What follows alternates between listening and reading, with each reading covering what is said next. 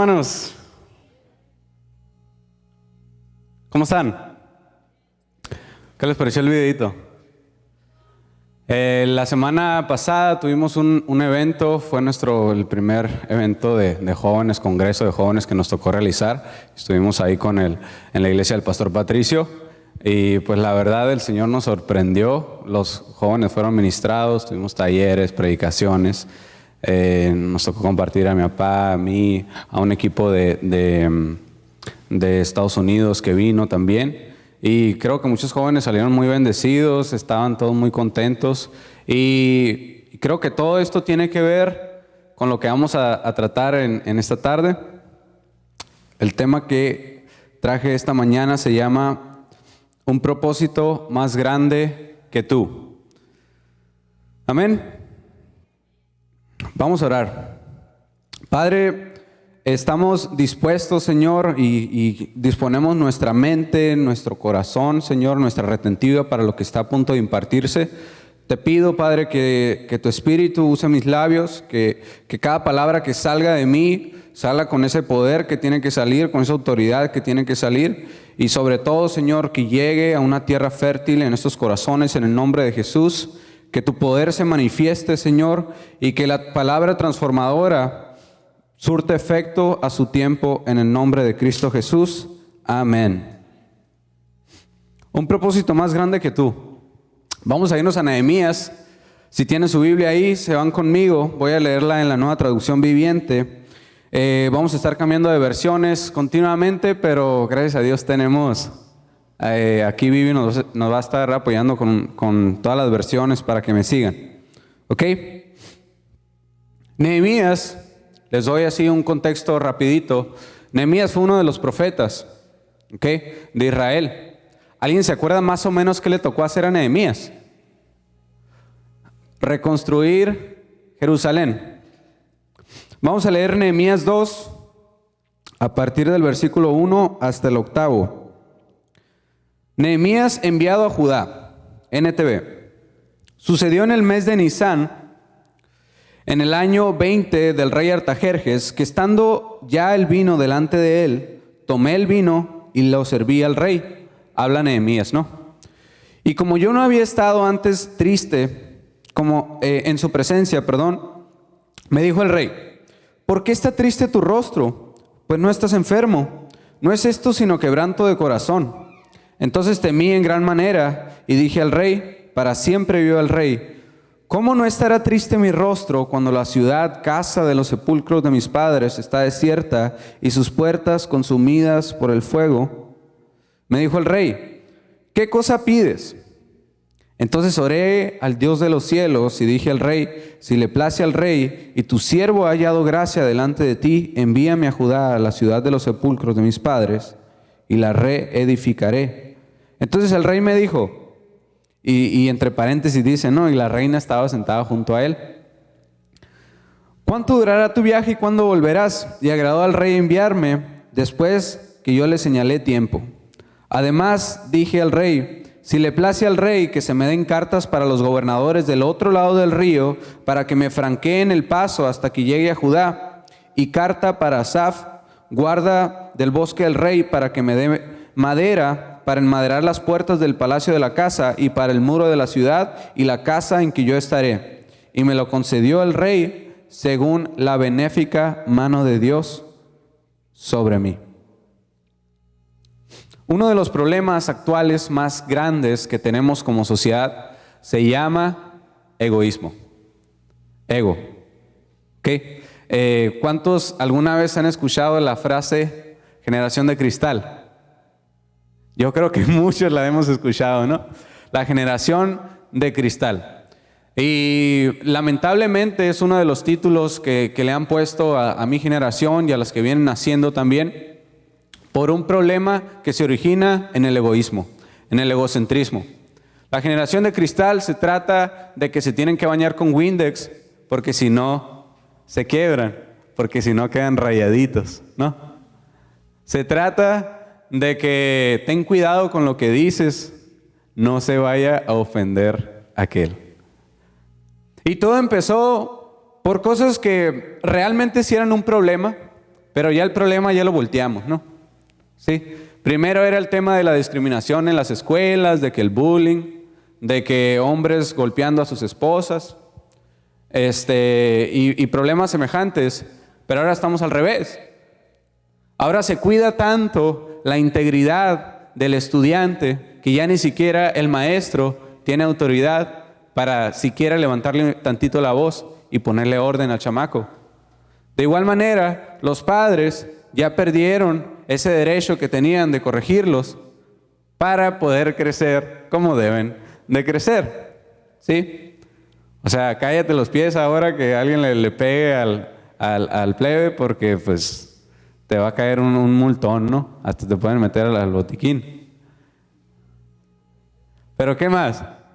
El tema del machismo. Antes era machismo, ahora se llama al revés, ahora es feminismo.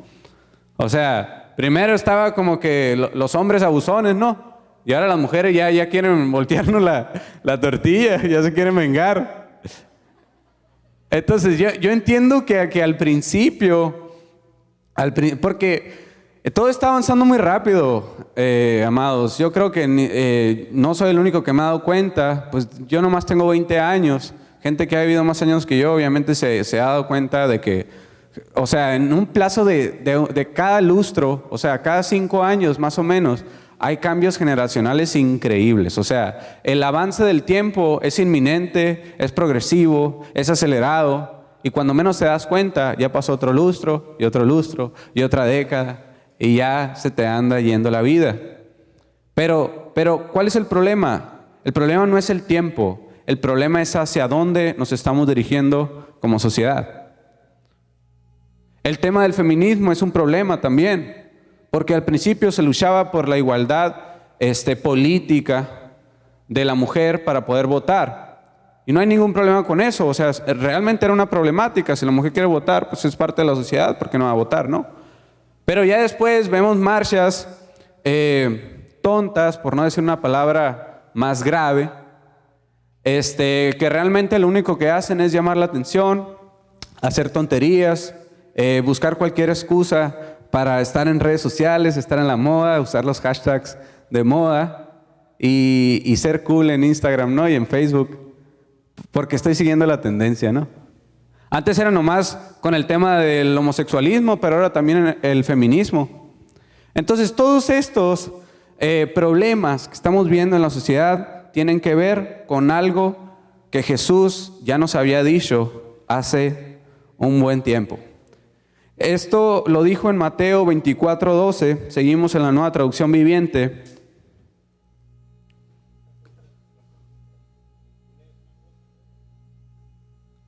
NTV está bien, 24:12. Ajá. Dice, abundará el pecado por todas partes y el amor de muchos se enfriará. Este es el problema. Amor frío. Ya no hay amor. El amor se está escaseando.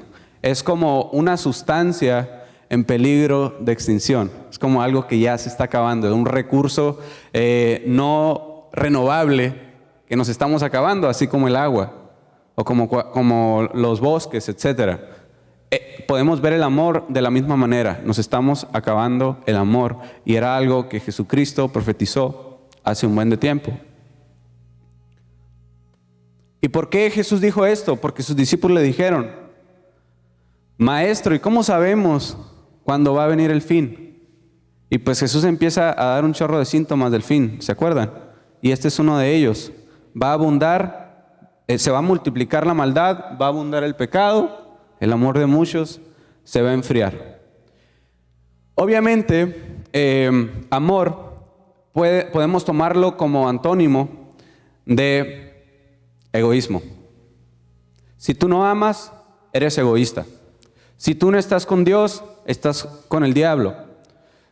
Tú no puedes seguir a dos señores, pues vaya. Entonces, a raíz de esto, nos podemos dar cuenta, analizándonos en nuestro interior, qué hay dentro de nosotros, qué cosa te mueve a ti. Cuando tú te levantas de la cama, ¿cuáles son tus primeros pensamientos? o antes de dormirte, ¿cuáles son los últimos pensamientos antes de dormirte? ¿Qué es lo que te mueve? ¿Qué es tu motor? Porque la palabra de Dios dice, Jesucristo nos dijo, que el principal propósito de nuestras vidas es amar ¿a quién? A Dios. ¿Y a quién más? Y al prójimo. Así es, Carlitos.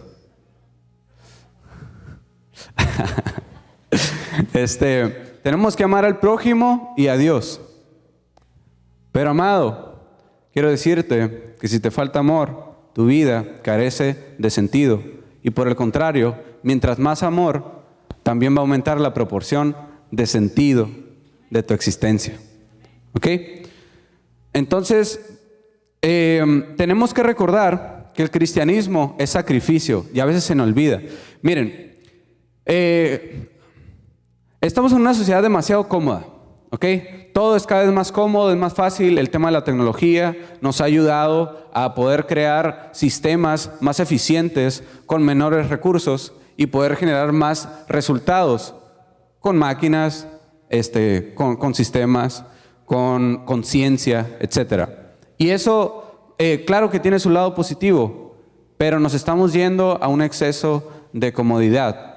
Y no hay tanto problema de que esto se arraigue en el mundo o en este siglo, porque son cosas que habrían de venir, ¿sí? El problema es cuando esto se empieza a infiltrar en la iglesia, ¿ok? Es como el tema, alguna vez escuché una predicación de Tiel Arroyo que él hablaba del noviazgo cristiano, ¿no? Y hablaba de cómo era un noviazgo mundano. Y dice, no hay ningún problema. O sea, ya es como que ya esto iba a pasar, dice, con los mundanos. El problema es que estas prácticas se están dando también en el cristianismo. De igual manera, tenemos que recordar los orígenes del cristianismo. ¿Quién fue Cristo? ¿Cómo sufrió Cristo? Y al tú llamarte cristiano, tienes que recordar la cruz. Tienes que recordar cuál fue el precio de que tú estuvieras ahorita sentadito, escuchando la palabra de Dios, salvo, seguro en Cristo. Tenemos que recordarlo, ¿ok? No perdamos el enfoque, amados, no perdamos el enfoque. Tenemos que tener, sí, un ministerio, una casa, tenemos que tener una familia, tenemos que tener un carro, etcétera, ¿no? Y cada vez es como que el estándar de comodidad va subiendo. Y si no cumples con ese estándar, entonces empiezas a tener un cierto estigma social porque no estás cumpliendo con el estándar. Yo recuerdo, le repito, solamente tengo 20 años, pero yo me acuerdo cómo era la gente cuando yo tenía 10, cuando yo tenía 6 años. Tengo recuerdos como desde los 4, 3 años. Y recuerdo cómo vivía la gente. Y no era como ahorita, nada que ver. Nada que ver. Y eso hace bien poquito tiempo. Entonces no hay ningún problema, amado hermano, en que usted quiera vivir una vida cada vez más plena o satisfactoria. Pero el problema es que a veces olvidamos el sentido de la vida, el objetivo principal, que no es vivir más cómodo, sino cumplir propósito. Y cumplir propósito necesariamente siempre va a tener que ver con sacrificio. Amados hermanos, sacrificio. Esta palabra que tanto le sacamos y que tanto nos incomoda, sacrificio.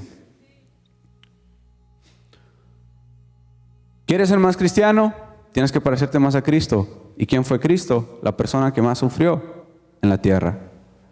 No solamente a nivel físico, sino que también a nivel almático, incluso hasta espiritual. Él sufrió un sacrificio en las 3 esferas, porque su cuerpo fue completamente lacerado por nosotros.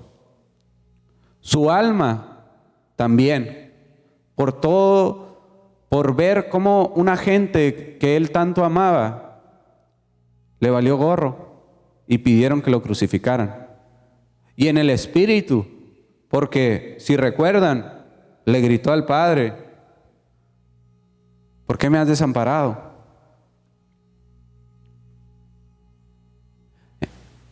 Entonces, Él sufrió por ti y por mí un sacrificio hasta lo más profundo, hasta la esfera más profunda, desde afuera hasta adentro.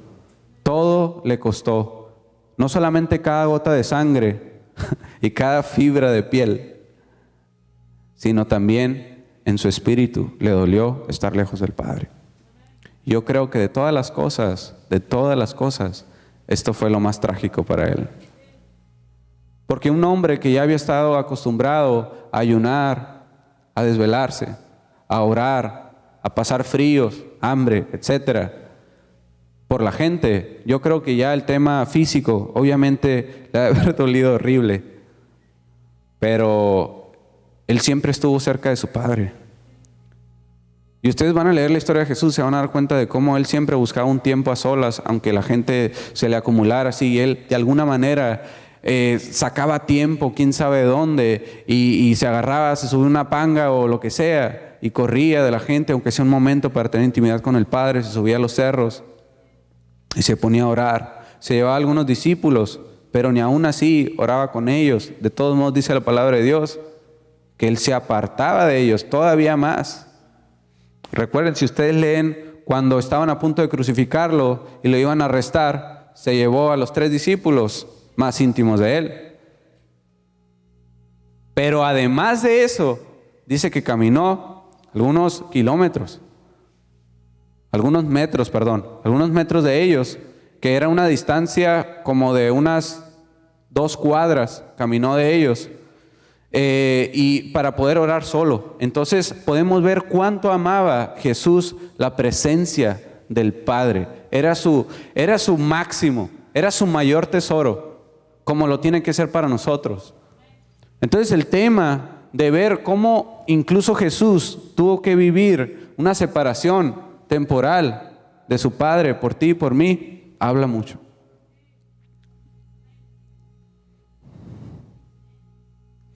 Vamos a irnos a Lucas 18, vamos a leer del 28 al 30, ya nos vamos a la Reina Valera. Dice: entonces Pedro dijo: he aquí, nosotros hemos dejado nuestras posesiones y te hemos seguido. Y él les dijo, ¿quién? Jesús: de cierto les digo que no hay nadie que haya dejado casa o padres, o hermanos, o mujer, o hijos, por el reino de Dios, que no haya de recibir mucho más en este tiempo y en el siglo venidero la vida eterna. Amén.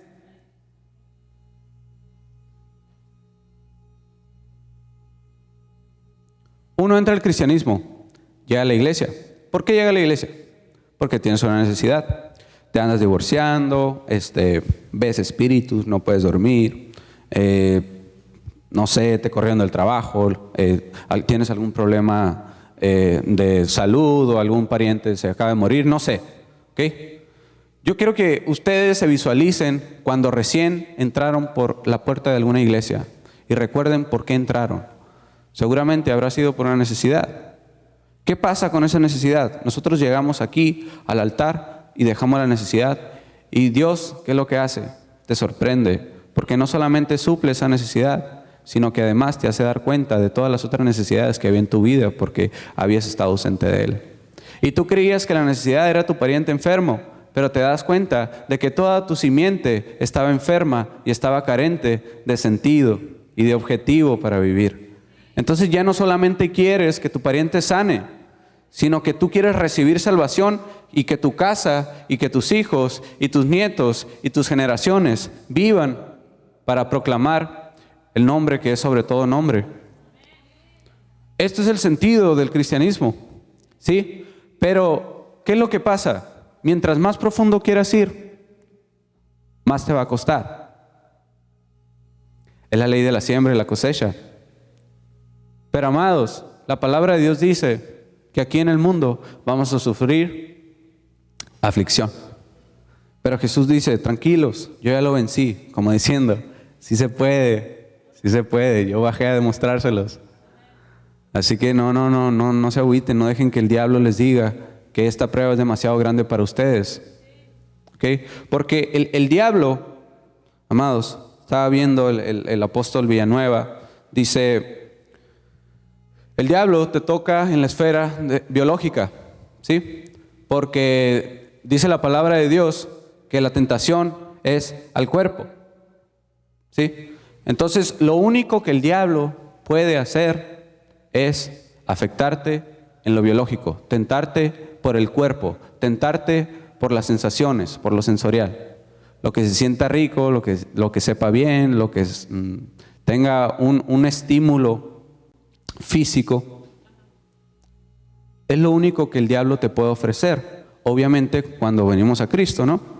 ¿Por qué? Porque en lo espiritual nacemos de nuevo cuando venimos a Cristo. Y ya nuestro espíritu ya no depende de nosotros, sino que volvemos a nacer en Cristo Jesús y Él nos da una nueva vida. Entonces el diablo sabe que tú ya estás sellado. ¿Sí? Y en el tema almático también te puede tocar, pero ¿qué pasa? Que si tú dominas en base a tu carrera espiritual, en base a cuánto estudias, a cuánto oras, en base a qué es lo que Dios está revelándote, poquito a poquito vas a poder ir creciendo y el diablo va a tener cada vez menos y menos y menos recursos o canales por donde llegarte. Entonces el tema es que nosotros podamos, a partir de la Biblia, de conocimientos escriturales, como lo hacía Jesús, que esa sea nuestra espada. A mí me encanta cómo Jesús le responde al diablo cuando él es tentado. Y si se acuerdan, el diablo también lo tienta por el cuerpo. ¿Se acuerdan? Primero le ofrece, primero le ofrece comida porque traía hambre. Luego le ofrece que un ángel lo salve, ¿no? Como viendo, a ver, tírate de ahí. Si un ángel te salva, pues eres hijo de Dios, ¿no? Y después, ¿qué le ofrece? Le ofrece riquezas, le ofrece imperio terrenal, fama, poder, etcétera. Solamente si se hincaba. Pero a mí lo que me encanta es que aunque el diablo le hablaba Biblia, Jesucristo le hablaba Biblia también. O sea, le estaba respondiendo con la misma escritura por su Padre, escrita por su Padre. Y Él nos enseña, me encanta cómo Jesús nos enseña, cómo la Biblia la podemos utilizar no solamente como para nuestro conocimiento revelacional, sino que además la podemos usar de manera ofensiva contra las armas del enemigo que se quieran levantar contra nosotros y contra los nuestros. ¿Ok? Miren, uno de los síntomas de cumplir un propósito más grande que tu vida misma es que no quieres perder ni un solo minuto.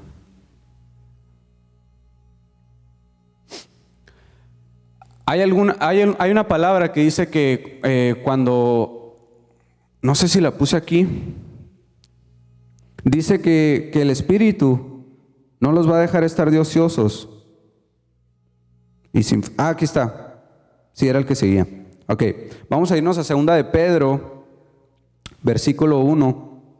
capítulo 1, del 3 al 8.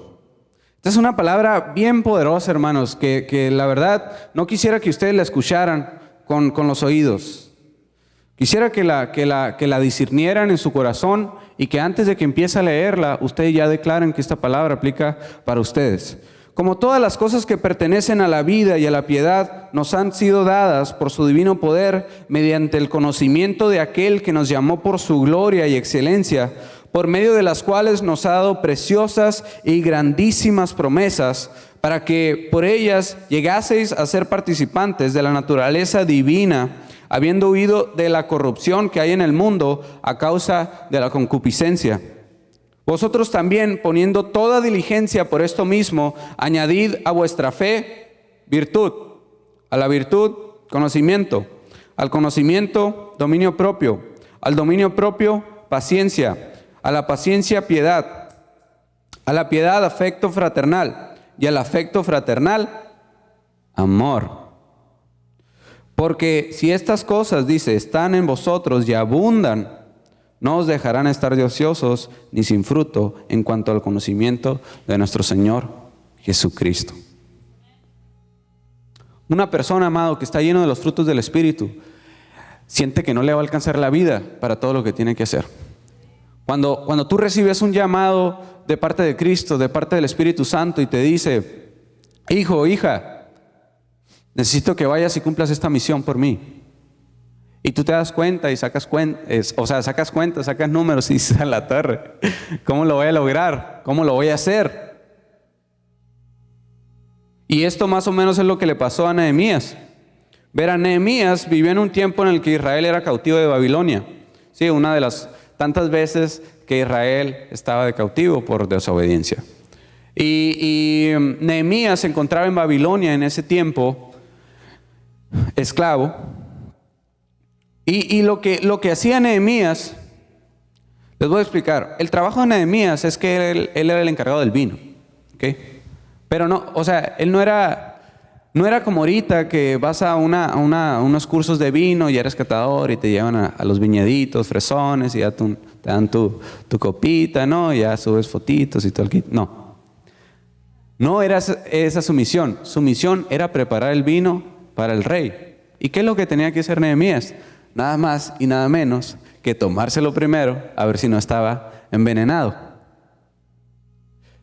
O sea que cada vez que Nehemías se levantaba de su cama y se iba a trabajar, él sabía que podría ser el último día de su vida, porque no sabía si el vino que le enviaron de Persia traía veneno para el rey. Pero él lo tenía que probar, porque ese era su trabajo. Es lo que pasa ahora, amados hermanos.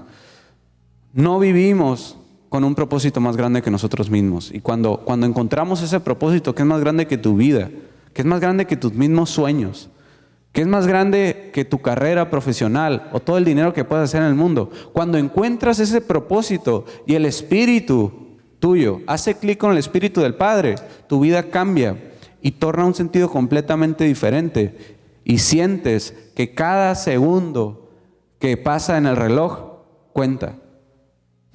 Empiezas a valorar tu tiempo, empiezas a valorar cada recurso. Te das cuenta de que ya no vives para ti, vives para Dios. Es como un soldado, es como un guerrero. Miren, los soldados llegan al ejército y ¿qué es lo que hacen? Pues los terapean y les dicen, dense cuenta que ustedes están a punto de entregar su vida por la nación. Y que para ustedes,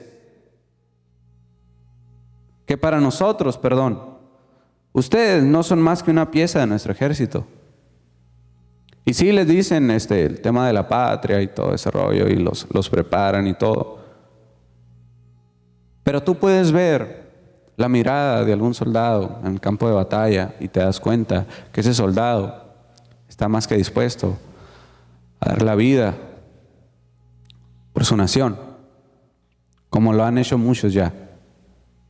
No solamente en Estados Unidos, que es el país más famoso por el tema de las guerras, sino también aquí en México. Muchos héroes que alguna vez tuvieron que entregar la vida para que nosotros tuviéramos la libertad que tenemos ahorita, la sociedad que tenemos ahorita, la constitución que tenemos ahorita. ¿Y qué pasa con estos héroes? Todos esos héroes tenían algo en común. Pero no se lo voy a decir todavía. Primero quiero que chequemos otros héroes de la historia. Les voy a nombrar algunos. Gandhi pagó el precio por la independencia de su país de la corona británica. ¿Y qué pasó con Gandhi? Le dieron cuello. Martin Luther King pagó el precio por iniciar el movimiento de una lucha contra el racismo en Estados Unidos. ¿Y qué pasó con Martin Luther? Le dieron cuello. Nelson Mandela pagó el precio por abolir el apartheid en Sudáfrica. ¿Y qué pasó con Nelson Mandela? No le dieron cuello, pero estuvo casi 30 años en la cárcel, injustamente. Todas estas personas fueron personas que vivieron para un propósito más grande que ellos mismos. Y les quiero dar otro ejemplo. Jesucristo pagó el precio por la liberación y salvación eterna de la raza humana. Y a ese Dios servimos. Él es Jesucristo, el Hijo de Dios. Todos fueron humanos. Todos pisaron la misma tierra que tú y yo. Todos tuvieron acceso. Es más, ninguno de ellos tuvo acceso a los recursos que nosotros tenemos ahorita. Así que ya en eso o sea, ya nos van ganando, ¿ok? Porque ninguno de ellos tuvo acceso al internet o tuvo acceso a herramientas tan poderosas como las redes sociales, con las cuales tú puedes compartir una foto y esa foto la van a ver millones de personas. Ellos no, ellos se ganaron el cariño de la gente y la independencia de su área a pulso, dando su vida, entregando la vida. Y no sé si ustedes han visto, me gustaría que buscaran ahí en internet, el último discurso que dio Martin Luther King. Yo quisiera que tú le pusieras atención a los ojos, a la mirada que él tiene. Te das cuenta que esa mirada es de una persona que ya no vive para sí misma, que ya realmente no le importa él mismo, que está viviendo para alguien, algo más grande que él mismo. Y al día siguiente de ese discurso, amados, lo mataron en su casa. Pero Martin Luther King inició un movimiento, tal vez el movimiento más importante en la historia de Estados Unidos contra el racismo. Y se logró, finalmente se logró. La independencia de la India se logró, finalmente se logró. Nelson Mandela abolió el apartheid, que era una tontería de blancos, una supremacía de blancos en la misma África, ¿sí? O sea, imagínense, amados, tú y yo somos mexicanos, imagínense que lleguen franceses o lo que sea, y de repente tú eres inferior a ellos en tu propia casa. Y miren, de todas estas personas, nomás hubo un libertador que inició el movimiento. Jesucristo fue el único libertador que inició el movimiento y lo terminó. Por ti y por mí. Ese es Jesús. Uno nomás. Uno nomás. ¿Entre cuántos? Entre millones. ¿Sí? Porque estos libertadores no se dan en kilos. No pateas una piedra y salen un chorro. Son uno entre millones. No sé cuántos hay aquí. A lo mejor nomás hay uno, a lo mejor nomás hay dos. No sé. Pero a ese o a esa persona que me escucha, quiero decirle que todos los hombres que cambiaron la vida de millones,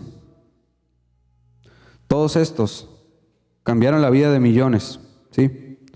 Los que les comenté. Sin embargo, nomás uno partió la historia en antes y después, por la trascendencia de su misión.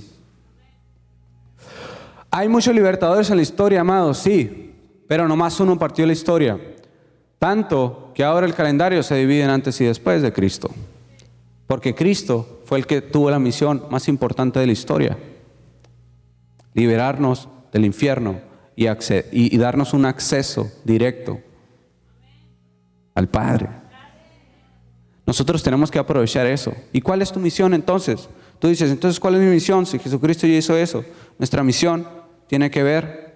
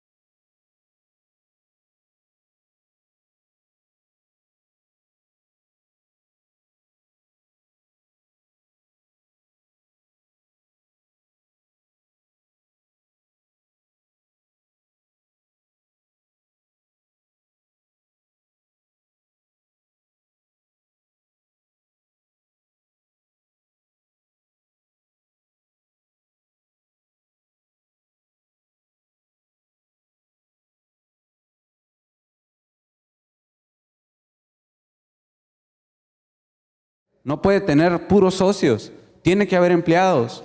Pero ¿cómo tú puedes ascender ahí? La cabeza. Uno invierte en tu cabeza, en tu conocimiento. Y eso te lleva a crecer. Miren, amados, no sé por qué el Señor últimamente me ha estado hablando mucho de esto. Y creo que es un tema que al menos para mí, para mi perspectiva, siento que es un tema como muy tabú o muy estigmatizado en las iglesias y así, que algunos religiosos van a decir, no, pues qué onda, ¿por qué estás hablando de esto? Sí, pero últimamente el Señor me ha estado hablando mucho en ese tema, en el tema empresarial, financiero. Y es bien curioso cómo me doy cuenta que mientras más leo y todo eso, me doy cuenta de que muchos de esos principios están escritos en la Biblia, pues, ¿sí? Solamente que están aplicados al ámbito financiero, ¿sí? Pero si nosotros agarramos esos mismos principios y los aplicamos al ámbito familiar, va a ser lo mismo. Si lo aplicas a tu crecimiento personal, va a ser lo mismo. Si lo aplicas a la iglesia, va a ser lo mismo. Porque la palabra de Dios es completa, es plena, ¿sí? Y es lo que necesitamos. Solamente te hace falta fe, te hace falta visión para darte cuenta que la palabra de Dios no nomás se aplica aquí sentado. De hecho es donde menos se aplica, aquí vienen a dártelo, o sea, que estás aplicando ahorita, ¿no? Pero cuando más se aplica es cuando tú vas, sales de tu zona de confort y dices, voy a pararme en mi escuela, voy a pararme en mi trabajo, voy a pararme en mi casa como una persona que produce, que aporta, que da más, que optimiza recursos, que optimiza tiempos, que sabe administrar, que tiene sabiduría para hacer mercadotecnia, etcétera.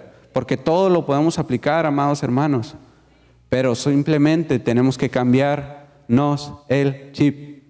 La otra vez fui a recoger el carrito allá con el Aarón. Me dio una historia de emprendimiento que la neta me voló la cabeza, como dicen los gringos, ¿no? Me voló la cabeza, o sea, yo nomás lo iba a recoger de un servicio que le hice al Coralita y salí bien ministrado ahí. La neta, fue muy impactante para mí. Esa cita, creo que fue una cita divina, que de hecho sería bueno, varón, que algún día la diera por aquí, ¿sí o no? Sí, la neta, sí, brother, anímate.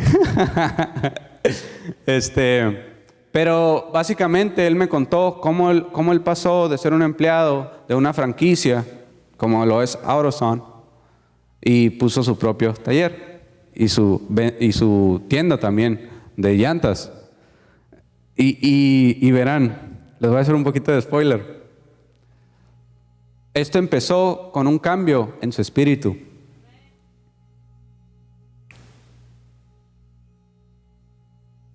Cuando tú vienes a Cristo, amado, Cristo no nomás quiere cambiarte la mente. Cristo quiere cambiar toda tu vida, toda tu vida, toda tu vida. Quiere cambiar cómo piensas, cómo aprendes, quiere cambiar tus gustos, quiere cambiar tu visión, quiere cambiar cuánto ganas, cuánto haces, cómo lo haces, quiere cambiar todo, todo. Pero nosotros tenemos que entregarlo y tenemos que hacerlo. O sea, tenemos que entregar el plan que ya teníamos cuando venimos del mundo y decir, Señor, ahora sí, va la tuya, ¿qué hay que hacer? Y de ahí en adelante, Dios empieza a cambiar tu perspectiva y te das cuenta de que eres la misma persona aparentemente, ¿ok? A lo mejor estás viviendo en la misma casa, a lo mejor todavía tienes el mismo carro, pero ya tu mente es otra completamente. O sea, ya te levantas de la cama emocionado y te acuestas cansado pero satisfecho porque sabes que estás cumpliendo un propósito. No es lo mismo a nomás vivir por vivir, a nomás trabajar por comer. Es muy diferente, amados. Miren, tenemos que tener fe en Jehová Jireh. Amén. Jehová provee, Jehová es fiel. Vamos a rezarnos con el compa Nehemías. Vamos a ver, Nehemías 2:4. ¿Qué es lo que pasó con Nehemías? Recapitulando, dice, me dijo el rey, ¿qué cosa pides? Entonces oré al Dios de los cielos, dice, y dije al rey, si le place al rey y tu siervo ha hallado gracia delante de él, envíame a Judá, a la ciudad de los sepulcros de mis padres, y la reedificaré. ¿Ok? ¿Y qué también le pide? Le pide una carta para Asaf, que era el guarda del bosque del rey, para que le diera madera para enmadrar las puertas del palacio de la casa y para el muro de la ciudad. ¿Ok? Y al final terminamos con algo bien especial, que dice, y me lo concedió el rey según la benéfica mano de Dios sobre mí. Nehemías estaba parado delante del rey, y no nomás estaba el rey, estaba también la esposa del rey. ¿Okay? Estaban los dos. O sea, el paps estaba en el recinto más importante del palacio, enfrente del trono del rey, y el rey se da cuenta de algo, de que estaba triste. Ahora les pregunto, ¿qué rey prehistórico se preocuparía por el estado de ánimo de su copero? No, bueno. O sea, ahí era rendimiento, ¿sí? Era, ¿me rindes o te doy cuello? Y a tu familia también si me da la gana.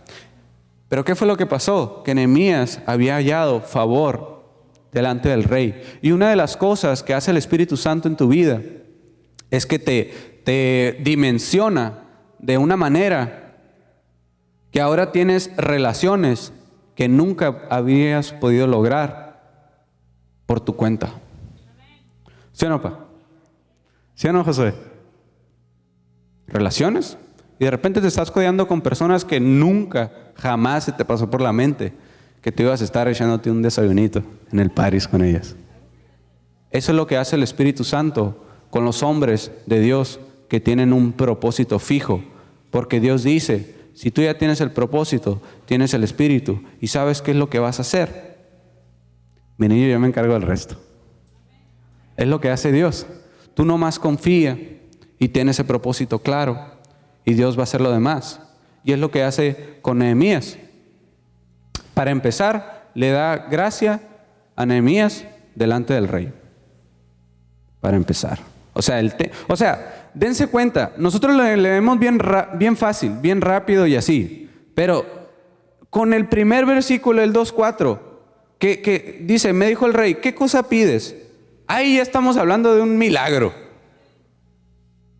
Que un rey prehistórico le pregunte a su esclavo, ¿qué quieres? Ya es algo raro, completamente. Pero más aún, que el rey le conceda el regresar a su ciudad natal a reconstruirla. Y no nomás eso, sino que le diera los permisos necesarios y que además le concediera los recursos, que en este caso era la madera que necesitaba para reconstruir la ciudad. Dios es grande, amados. Dios es grande. Jehová Jireh, cuando ustedes escuchen este nombre, recuerden que Jehová provee conforme a su visión. El tema es que la visión de Él sea tu visión. Y cuando esas dos visiones hacen clic, entonces tenemos recursos, tenemos una cuenta en el cielo de recursos infinitos, ilimitados, perfectos, para cumplir su palabra. Y eso lo vivimos aquí, amados. Y los están viendo, pues. Los estamos viendo. Los estamos pisando. Estamos pisando recursos del cielo aquí. No se supone que tendríamos los Z a esas alturas del partido. No se supone que tuviéramos un inmueble propio. No se supone que tuviéramos aires acondicionados.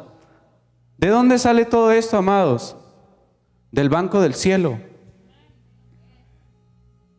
Espiritualmente. Naturalmente, viene de otra gente. Entonces yo quiero decirte, amado, si tú no tienes los recursos para cumplir con esa visión que Dios te ha dado, no te me agüites. Esos recursos, Dios va a utilizar otra gente para que lleguen a tus manos y el reino se siga expandiendo. Acomodé el lugar, pero así es como trabaja Dios, ¿sí? Nosotros solamente tenemos que decirle, Señor, ¿qué hay que hacer? El Señor te dice, esto hay que hacer. Y tú le dices, Señor, pero no sé cómo lo voy a hacer. Y Dios te dice, no pasa nada, mijo, yo te voy a decir. Tú nomás anímate. A mí me gusta mucho la historia de José. Me gusta más que la de Moisés. aunque ambos fueron hombres poderosos. Pero me doy cuenta de que Dios trabajó de una manera muy peculiar con José, con la cual yo me he identificado mucho últimamente. Me he dado cuenta de que en todos los retos que José tuvo que pasar, Dios primero lo tiraba al ruedo, como que le daba una patadita de su comodidad y le decía, yo quiero que tú inicies sin ver. Y de ahí, ya que tú hagas el inicio, ya que tengas el agua hasta aquí, entonces yo voy a obrar. ¿Por qué? Porque nos está diciendo proféticamente el Señor que cuando tu fortaleza se acaba, inicia la fortaleza de Dios. Dios dice, bástate de mi gracia. Yo me fortalezco en tu debilidad. Y eso no quiere decir que tú tengas que ser más débil. No. Eso quiere decir que tú eres débil comparado con Dios, obviamente, ¿sí? Pero Dios lo que te pide es que tú lo ames con todo lo tuyo, ¿sí? Todo lo tuyo, toda tu fuerza, toda tu mente, toda tu alma, con todo lo tuyo. A partir de ahí, Dios completa lo que sigue. Pero primero tienes que entregar todo lo tuyo y Dios va a entregar todo lo demás para que el propósito eterno sea cumplido. Amén. Ya andamos terminando, queridos. Hay gente que necesita recordar algunas promesas de Dios. ¿Sí? Les voy a decir 2 promesas que muy frecuentemente se nos olvidan. Primera de Pedro 4:10, lo vamos a leer en la Biblia de las Américas. Dice, cada uno según el don que ha recibido. Este versículo me gusta mucho. Dice, cada uno según el don que ha recibido, ministrelo a los otros como buenos administradores de la multiforme gracia de Dios. Número 1, tienes que recordar que tú ya tienes una forma de gracia en tu vida. O sea, ya tienes un don, ya tienes una gracia para hacer algo especialmente que otra persona no lo pueda hacer con tanta facilidad y también como tú lo haces. Eso se llama gracia multiforme. Una gracia que se amolda dependiendo a tu propósito. Y ya lo tenemos. Entonces tú recuerda. Es más, si no te has dado cuenta, ¿qué gracia multiforme tienes tú o qué forma de la gracia tienes? Pues por ahí hay que empezar, queridos amados. Por ahí hay que empezar. Si tú quieres saber cuál es tu propósito en Dios, tu propósito eterno, tienes que darte cuenta para que eres más bueno que los demás y que se te facilita. Porque a partir de ahí es muy probable que ese síntoma, esa pista tenga que ver con tu propósito eterno.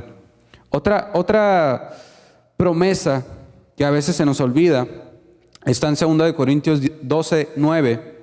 2 Corintios 12:9. Vamos a leer en la Reina Valera. Dice, y Él me ha dicho, te basta mi gracia, pues mi poder se perfecciona en la debilidad. Por tanto, muy gustosamente me gloriaré más bien en mis debilidades, porque para que el poder de Cristo more en mí. Este es un cambio de mentalidad, es un cambio de enfoque con el tema de tu capacidad, ¿sí? Cuando Pedro la regó negando al maestro y después viene Jesús otra vez y le dice, Pedro, ¿me amas? ¿Se acuerdan? ¿Se acuerdan esa escena? Muy, muy famosa. Ya le pregunta 3 veces, no.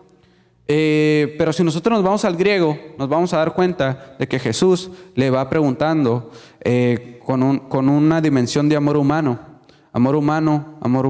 ¿ok? Porque Jesús lo que hace es que le pregunta si él lo amaba como Jesús lo amaba a él, o sea, un amor de Dios, ¿sí? Y Pedro le respondía, si lo traducimos a nuestro español sería, sí, te quiero. Es como si Jesús le dijera, Pedro, ¿me amas? Y Pedro le dice, te quiero, ¿sí? Y es la misma pregunta 3 veces. Y a lo último, Jesús le pregunta, Pedro, ¿me quieres? Y Pedro dice, Señor, tú sabes que te quiero. Como diciendo, es todo lo que tengo. Siéndote sincero, es todo lo que tengo. O sea, mi amor me llega hasta ahí, hasta mi amor humano. No puedo dar más. O sea, ¿cómo le vas a mentir al maestro? No, se lo estaba viendo a los ojos. Y Pedro le dice, la neta, Señor, te quiero.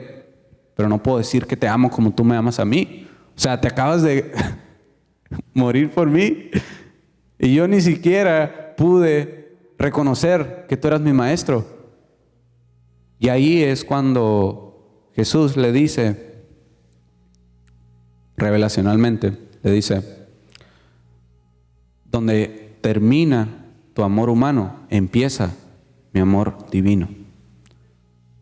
Una dimensión le abre paso a la otra, pero para entrar a la dimensión divina tenemos que acabarnos la dimensión natural. ¿Sí? Amén. La gracia de Dios te da el poder para pararte frente a personas que jamás habrías conocido con tu propia fuerza. Te da un acceso gratuito e inmerecido a la dimensión del reino. También tenemos, por ejemplo, a un Mefiboset comiendo a la mesa del rey.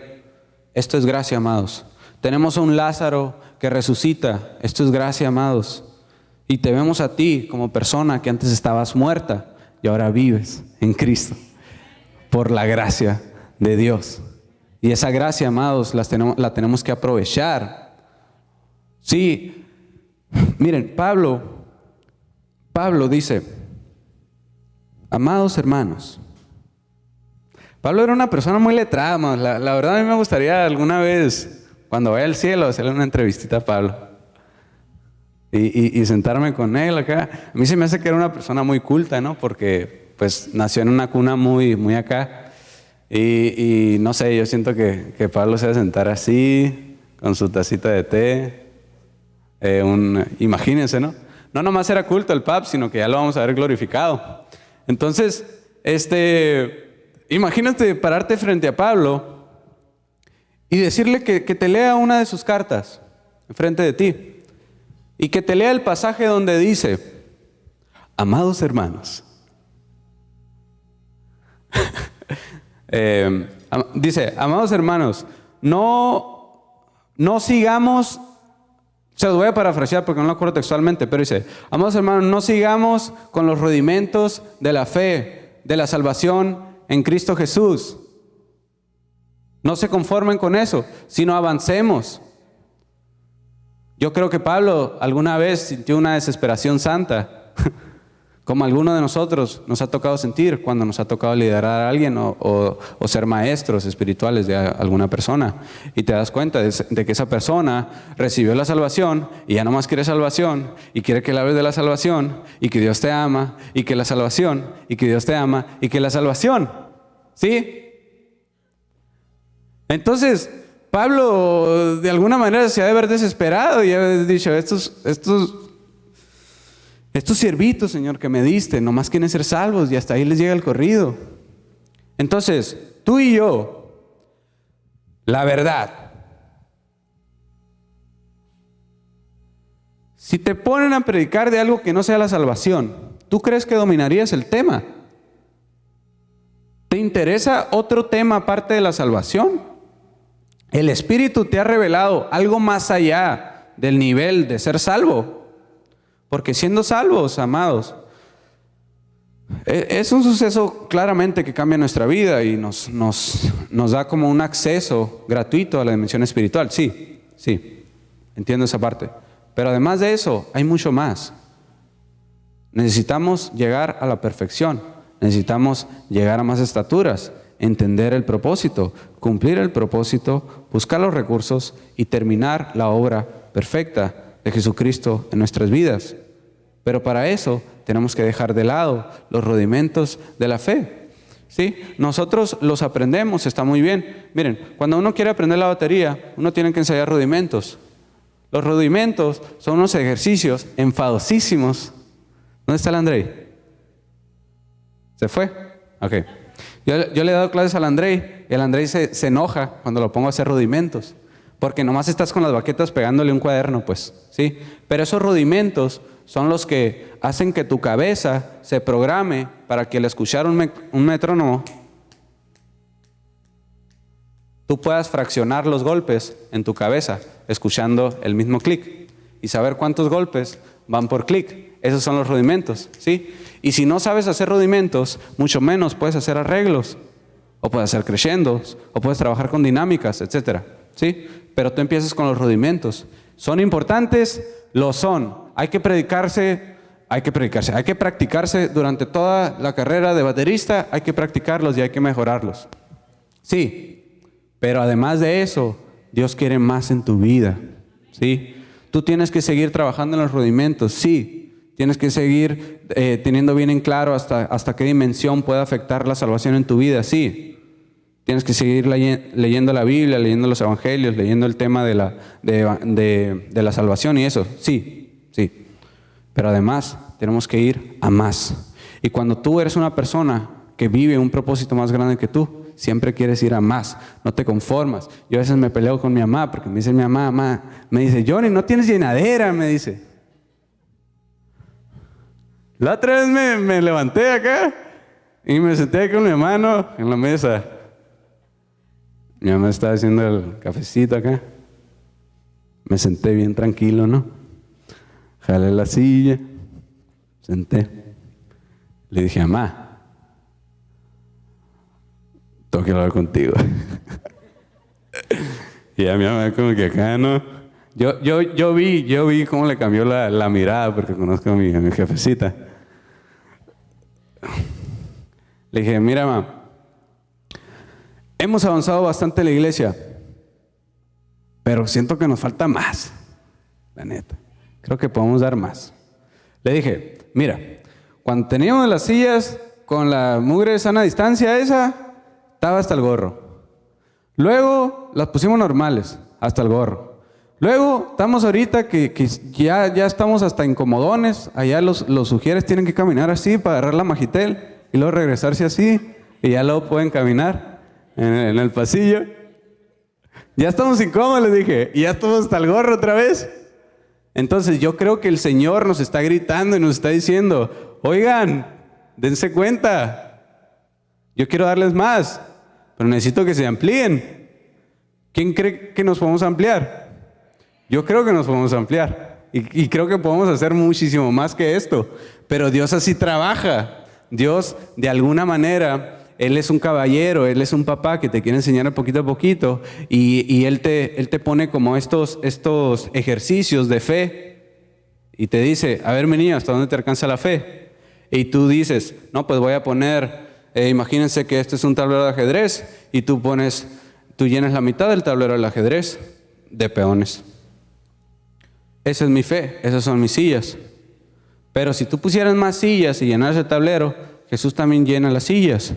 Y trabaja conforme a tu fe, porque a veces el que limita a Dios no son las circunstancias, a veces ni siquiera es el diablo, amados. El diablo no puede limitar a Dios.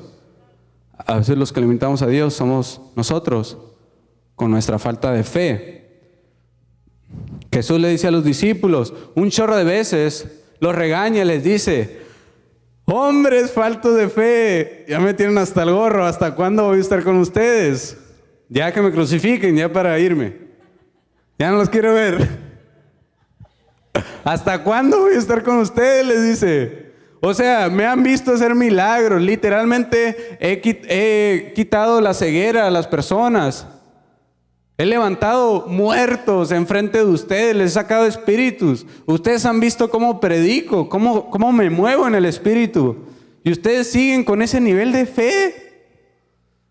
Claro que Dios se decepcionaba. Jesucristo los veía como unos chamacos cabezones que no entendían.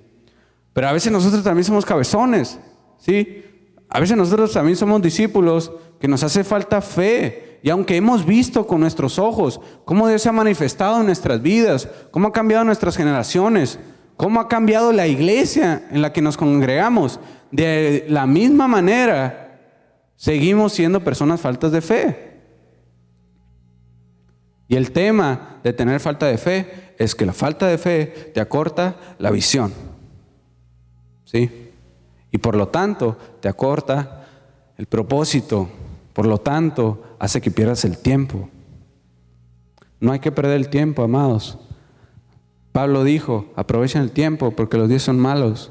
Pablo dijo, corran para ganar, corran la carrera de la fe, corran como para ganar, como lo hago yo. Yo no camino, yo corro como para ganar. Esto tiene que ver con la fe. Para terminar, quiero leerles 1 de Juan 5, 14. Vamos a leerlo en la Biblia Kadosh. 1 de Juan 5, 14. Vamos a leer el versículo 14 y el 15 también. Dice, esta es la confianza que tenemos en su presencia. Si pedimos cualquier cosa que está de acuerdo con su voluntad, Él nos oye. Amén. Y si sabemos que Él nos oye cualquier cosa que pidamos, entonces sabemos que tendremos lo que hemos pedido de Él. Ustedes piden, dice la palabra de Dios, pero no reciben, porque no saben pedir. Porque piden conforme a sus placeres, conforme a su visión, conforme a su fe mala, ¿sí? Conforme a su fe limitada. Entonces tú dices, Señor, yo quiero poner una célula en la casa. Dame gente, Señor. Dame palabra y todo eso, ¿sí? Y eso está bien, claro que está bien, amado. Usted quiere poner una célula, usted quiere enseñar de Cristo, usted quiere hacer más discípulos para la iglesia, eso está excelente. Y usted se va a dar cuenta que Dios va a proveer los medios. Así es, ¿sí? Pero si usted pide una simplada que no tiene nada que ver con el reino, es muy probable que Dios diga, no, pues mi niño, yo no financio obras externas a mi reino.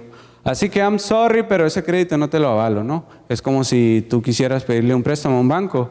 ¿Y qué dice el banco? A ver, enséñame 2 años de historial crediticio. Necesito ver si tus ingresos pueden cubrir rápidamente el préstamo que te voy a dar. ¿Y cuál es tu proyecto? A ver, ¿cuál es tu proyecto? Te dicen. No, pues quiero poner una oficina. ¿Sí? Aquí están mis ingresos, aquí están mis egresos también, ya para que tú hagas el balance y te des cuenta si te voy a poder pagar.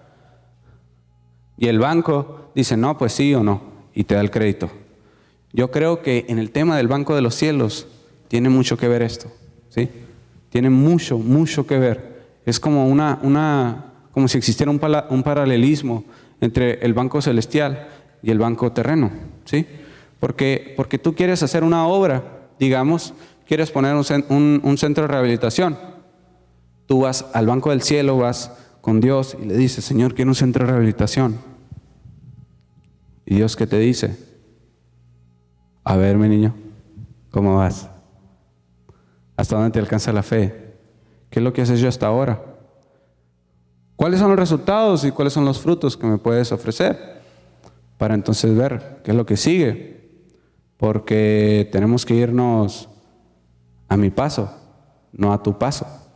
Es mi tiempo, no es el tuyo, son mis recursos, no los tuyos, pero pueden ser los tuyos si tenemos la misma visión y en el mismo tiempo. Entonces, amado, usted esfuércese no solamente en encontrar cuál es su visión o cuál es su llamado eterno, sino también esfuércese por discernir los tiempos para que Dios pueda proveer para esa obra que usted tiene en su espíritu para poder hacer el llamado de Dios. Los dejo con esta frase. El cristianismo no consiste en esforzarse por no pecar, sino en esforzarse por hacer la voluntad de Dios. Tenemos que tener un cristianismo, tenemos que practicar un cristianismo activo, ofensivo, proactivo, ¿sí? Porque cuando nosotros estamos a la defensiva, nomás queriendo pedirle al Señor, Señor, no quiero pecar hoy. Por favor, hazme el paro, Señor. Por favor, Señor, no quiero pecar, Señor. Perdón, Señor. Señor, Señor, Señor. ¿No? ¿Y qué dice Dios? Mi hijo, pues si ya, hombre, supéralo. Get over it, dicen los gringos, no, supéralo ya. Yo tengo planes bien grandes para ti y tú nomás te estás enfocando en no pecar. Si eso es lo principio, eso es de parvulitos, o sea, eso es pan comido. Ya estuvo con eso, ya deja eso, ya date cuenta de que ya eres salvo, de que ya naciste otra vez. Date cuenta de que yo morí por ti. O sea, date cuenta de que el poder de la resurrección está en ti también y que podemos hacer las mismas cosas juntos. Pero ¿qué es lo que pasa? Tenemos que cambiar la mente. Tenemos que cambiar la mente, la perspectiva y darnos cuenta que lo que estamos viviendo tiene que ser para avanzar, ¿sí? Pedirle al Señor que te dé avance, que te dé directriz, que te dé guianza para seguir avanzando. Porque cuando estás avanzando y estás corriendo y estás tan concentrado y lo estás dando todo por esa meta, ni siquiera te vas a acordar de las cosas que te tenían atado, ¿sí? Así de sencillo, amados. Vamos a ponernos de pie. Ya terminé. Pero primero que nada me gustaría que oráramos un ratito y que usted visualice en su mente, en su espíritu, algún proyecto que usted tenga, algún proyecto, el que sea, ¿sí? Miren, yo les digo a los chicos, morros, ustedes tienen de a 5, ¿sí? Tienen de a 5, ¿sí? Somos o profetas, o maestros, o evangelistas, o pastores, o ¿cuál me falta? O apóstoles, ¿ok? Tenemos de a 5. Usted, amado, tiene de a 5. Usted tiene que encajar en la mano ministerial. Cualquier ministerio que no tenga que ver con algo de la mano ministerial está fuera del diseño. Para empezar, ¿ok? Si usted tiene algún ministerio que no tenga que ver con evangelizar, con pastorear, con plantar iglesias, con profetizar, etcétera, entonces no es un ministerio que tenga que ver con la voluntad de Dios para su vida, ¿ok? Y otra cosa, amado hermano, si usted quiere saber eso, usted tiene que fijarse qué es lo que le enoja, lo que le molesta, ¿sí? A veces nosotros vemos, no sé, videos o conferencias motivacionales y te dicen, si quieres encontrar tu pasión, tienes que darte cuenta de que lo que te gusta es buscar tu pasión, ¿no? Y ya, no, pues me gusta, no sé, me gustan muchas cosas. Y ya quedaste en la misma, ¿no? Pero yo sé, amado, que tiene que haber alguna cosa que no soportas. ¿Qué es eso que no soportas? Algo que veas tú en la iglesia, algo que veas tú en la sociedad, que digas, no puede ser que esto esté pasando. Alguien tiene que levantarse a hacer esto. Esa cosa, la tienes que hacer tú. Porque esa carga te la puso el Espíritu a ti para que tú la cumplieras. Y a mí me pasó con el tema de volteen para atrás. Ahí está el André, miren, está parado en una silla. Qué tremendo. Un aplauso para el Andresito.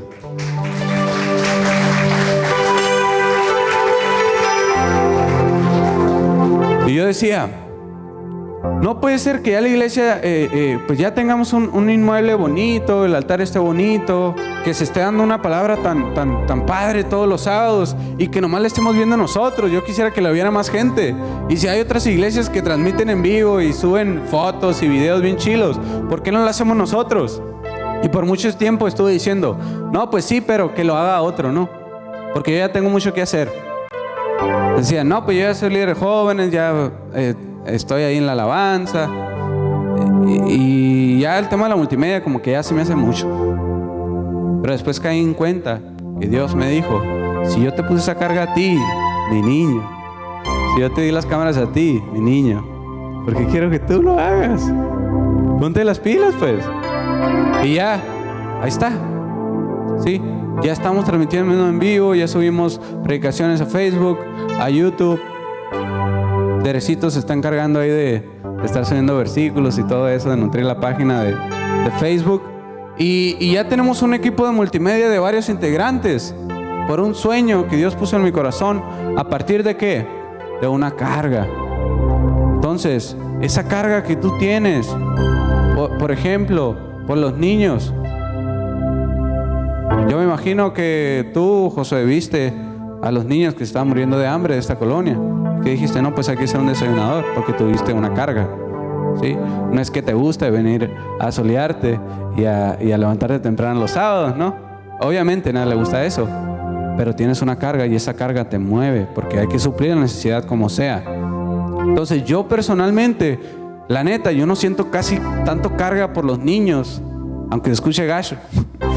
No siento tanta carga por los animales o por la gente viejita, no sé, o sea, yo los quiero a todos, hermanos, no se me agüiten. Yo los quiero y así. Pero al menos a mí personalmente, Dios me dio una carga bien fuerte por los jóvenes. Y cuando no había grupo de jóvenes, yo decía, no puede ser que no haya grupo. No puede ser que todos mis amigos con los que fui a la prepa ahorita estén haciendo un embarazadero de morras y estén juntándose unos con otros y se estén dando en prácticas abominables, varias,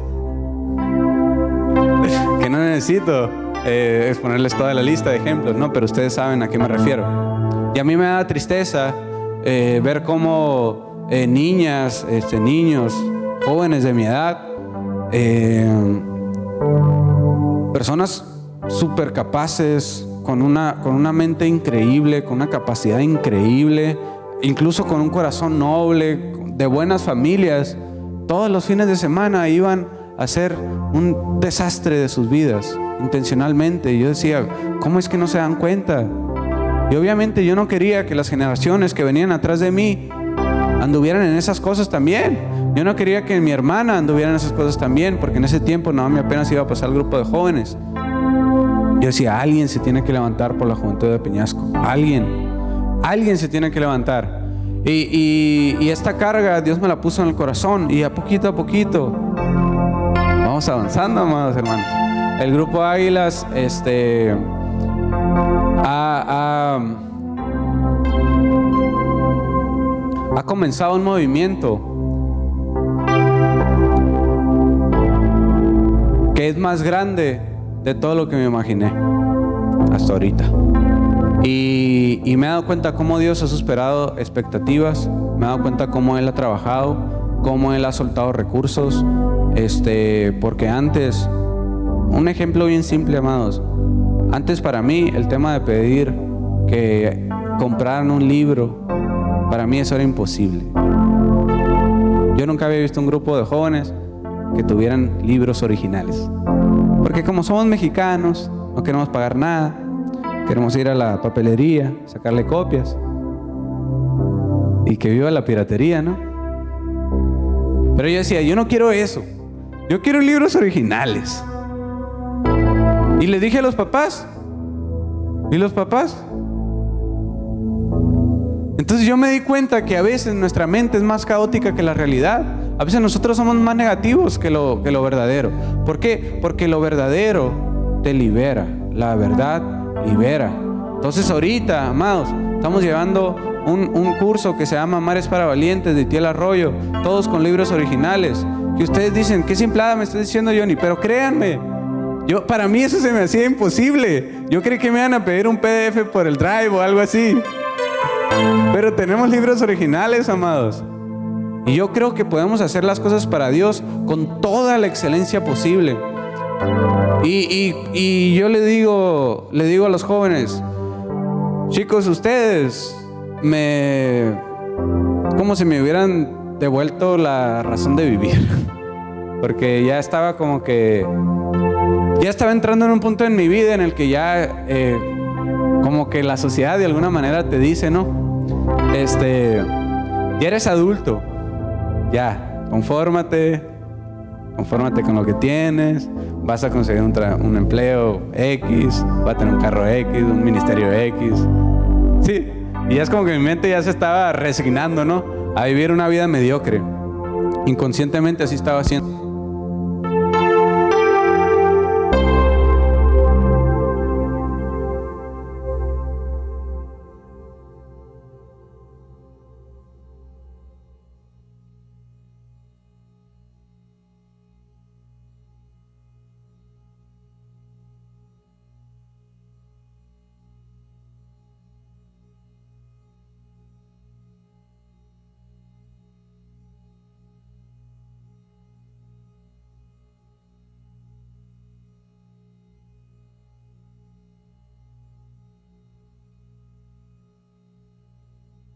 Padre, te damos gracias por la palabra que ha sido impartida en esta mañana. Gracias, Señor, por haberme usado. Gracias por estos corazones y estas mentes que recibieron esta palabra. En esta mañana, en esta tarde queremos decirte, Señor, que hay muchos sueños en nuestras vidas. Que alguna vez, cuando éramos adolescentes, teníamos un sueño y después lo perdimos. Cuando éramos niños queríamos ser astronautas y luego quisimos ser presidentes.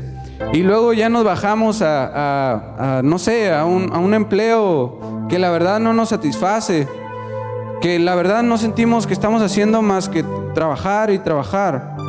Y muchas veces en nuestra vida, Señor, nos damos cuenta de que no tiene nada que ver con aquello que visualizamos cuando éramos pequeños. Y tu palabra dice que aquel que no recibe el reino de los cielos como un niño no es digno de entrar en él. Y cuando éramos niños creíamos que todo, absolutamente todo era posible, que podíamos ir al espacio y hacer lo que quisiéramos y cumplir sueños grandes, Señor. Y ahora parece que mientras más crecemos, más se nos dificulta creer que podemos salir de la carrera, de la rata, de la carrera que te dice que estás corriendo en círculos, de un sistema, Señor, podrido al cual le tenemos que servir. Ya no queremos ser así, Señor. Nosotros creemos que si vinimos a ti es porque tú nos vas a ofrecer algo más, Señor, y por eso es que vinimos, por la falta de sentido que había en nuestra vida, y te damos gracias, Señor, porque tú ya estás obrando, porque tú ya estás haciendo algo en nuestras vidas.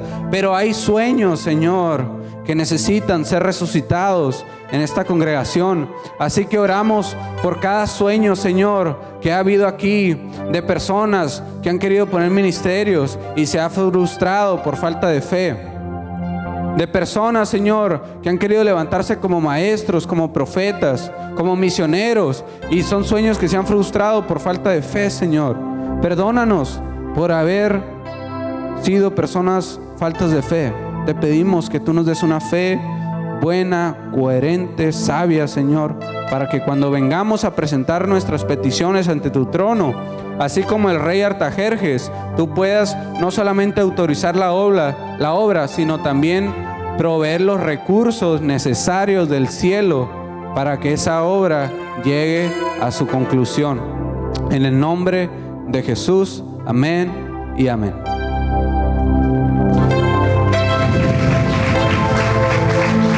Eso fue todo, amados hermanos. Los quiero mucho. Estamos pendientes con el testimonio del Aarón. Y pues nos vemos. Que tengan bonito domingo.